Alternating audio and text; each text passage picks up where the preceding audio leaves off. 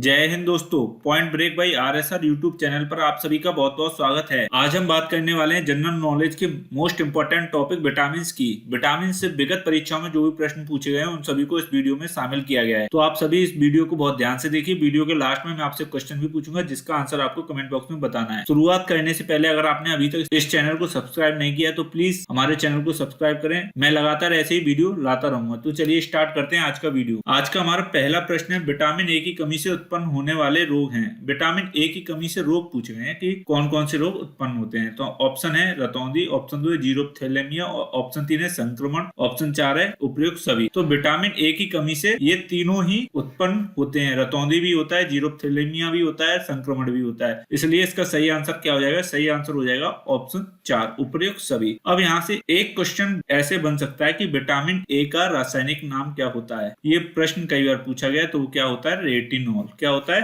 Retinol. अगर आपसे पूछे जाए कि सोर्स क्या होते हैं विटामिन ए के, तो क्या होते हैं? गाजर, हरी सब्जियां, दूध, मक्खन, अंडा, ये विटामिन ए के सोर्स होते हैं। आते हैं अपने अगले प्रश्न पर। अगला प्रश्न है हमारा क्वेश्चन नंबर 2, अनाज, फलियां, सोयाबीन, दूध किस विटामिन के सोर्स हैं? यहाँ पे स्रोत पूछ लिया गया है कि ये कौन से विटामिन के सोर्स हैं। ऑप्शन है हमारे vitamin A, option 2 vitamin B1, option 3 है विटामिन सी, ऑप्शन 4 है इनमें से कोई नहीं। तो इसका सही आंसर क्या हो जाएगा? सही आंसर हो जाएगा ऑप्शन 2। विटामिन B1 के जो सोर्स होते हैं वो अनाज, फलियां, सोयाबीन और दूध होते हैं। अब बात कर ली जाए विटामिन B1 की कमी से होने वाले रोग भी कभी कभी पूछे जाते हैं, तो वो कौन कौन से हैं? एक तो है हमारा बेरी, कौन सा? बेरी, और दूसरा है वृद्धि रुक जाती है। इसमें क्या होता है? वृद्धि रुक जाती है। ये प्रमुख रोग हैं। अब बात की जाए विटामिन B1 का रासायनिक नाम क्या होता है, तो वो क्या होता है? थायमीन। क्या होता है? थायमीन। ये भी एग्जाम में पूछा जा चुका है। आते हैं अपने अगले प्रश्न पर। अगला प्रश्न है हमारा क्वेश्चन नंबर 3, विटामिन B2 का रासायनिक नाम है। रासायनिक नाम पूछ लिया गया है यहाँ पर। ऑप्शन है रेटिनॉल, ऑप्शन 2 है थायमीन, ऑप्शन 3 है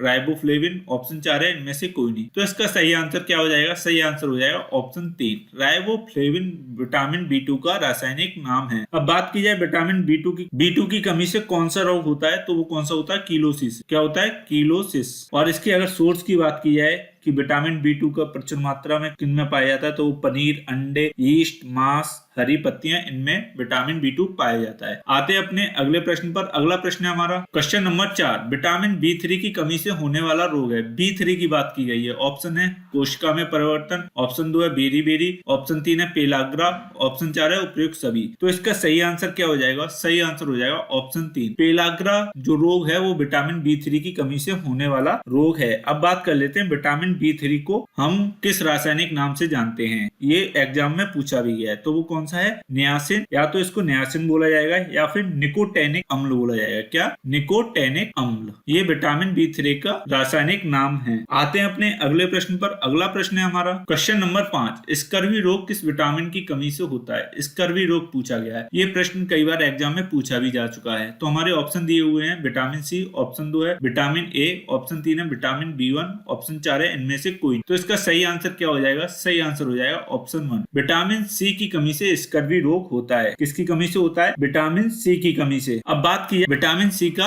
रासायनिक नाम क्या होता है, तो वो क्या होता है? Ascorbic acid. क्या होता है? Ascorbic acid. ये विटामिन सी का नाम होता है। आते हैं अपने अगले प्रश्न पर। अगला प्रश्न है हमारा क्वेश्चन नंबर 6, पेंटोथेनिक अम्ल किस विटामिन का रासायनिक नाम है? यहाँ पर रासायनिक नाम दे दिया गया है और पूछा गया है कि कौन से विटामिन का यह नाम है। ऑप्शन है हमारे विटामिन B1, ऑप्शन 2 है विटामिन B2, ऑप्शन 3 है विटामिन B5, ऑप्शन 4 है विटामिन सी। तो इसका सही आंसर क्या हो जाएगा? सही आंसर हो जाएगा ऑप्शन 3 विटामिन B5 का जो रासायनिक नाम है वो है पेंटोथेनिक अम्ल। क्या है? पेंटोथेनिक अम्ल। अब विटामिन B5 की कमी से कौन कौन से रोग होते हैं, तो वो कौन से होते हैं? चर्म रोग होते हैं। एक तो हमारे वृद्धि कम होती है, वृद्धि रुक जाती है या कम होती है, ये भी है। और बाल सफेद होते हैं। ये कौन से विटामिन की कमी से होते हैं? वो होते हैं विटामिन B5 की। आते हैं अपने अगले प्रश्न पर। अगला प्रश्न है हमारा क्वेश्चन नंबर 7, विटामिन B7 का रासायनिक नाम है।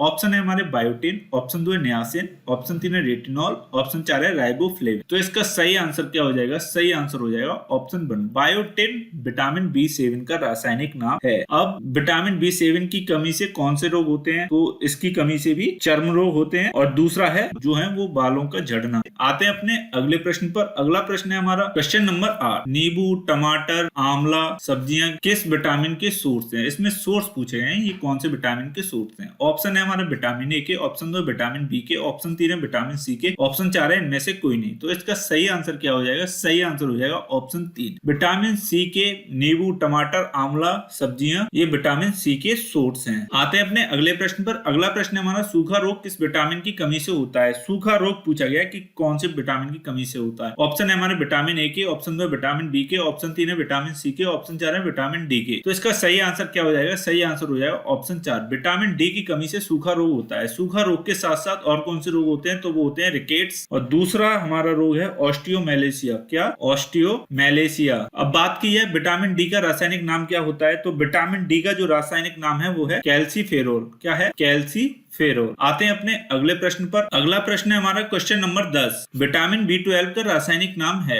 B12 का रासायनिक नाम पूछा गया है। ऑप्शन है हमारे फोलिक अम्ल, ऑप्शन 2 है साइनोकोबाल्मिन, ऑप्शन 3 है कैल्सीफेरोल, ऑप्शन 4 है इनमें से कोई नहीं। तो इसका सही आंसर क्या हो जाएगा? सही आंसर हो जाएगा ऑप्शन 2 साइनोकोबाल्मिन विटामिन B12 का रासायनिक नाम है। अब बात की जाए, क्वेश्चन ऐसे भी पूछा जाता है कि ऐसा कौन सा विटामिन है जिसमें कोबाल्ट पाया जाता है? कोबाल्ट, तो वो कौन सा विटामिन है? तो वो है हमारा विटामिन B12। कौन सा है? B12। और B12 की कमी से होने वाले रोग भी पूछे जा सकते हैं कि कौन कौन से होते हैं। तो पहला तो रोग है हमारा रक्त छीड़ता। कौन सा है? रक्त छीड़ता।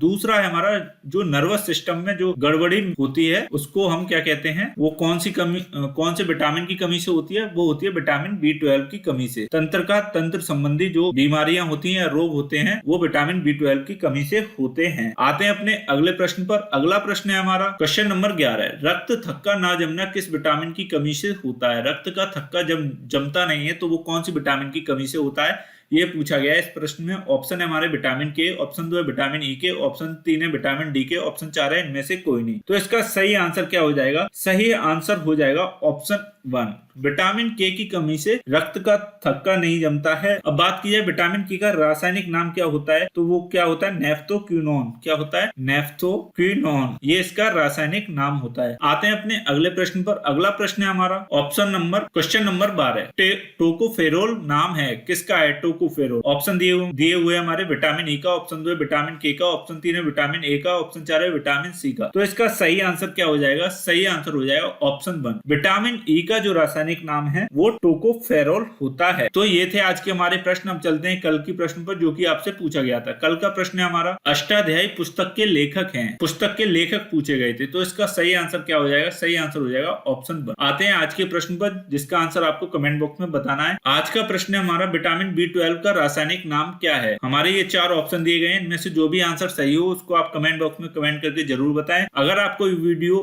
आपकी पढ़ाई में हेल्पफुल या यूजफुल रहा हो तो आप हमारे चैनल #PointBreak_RSR को यूट्यूब पर सर्च करके सब्सक्राइब करें। मैं लगातार इसी तरह के वीडियो लाता रहूंगा जो आपकी स्टडी में बहुत ही महत्वपूर्ण होंगे। Thanks for watching. जय हिंद।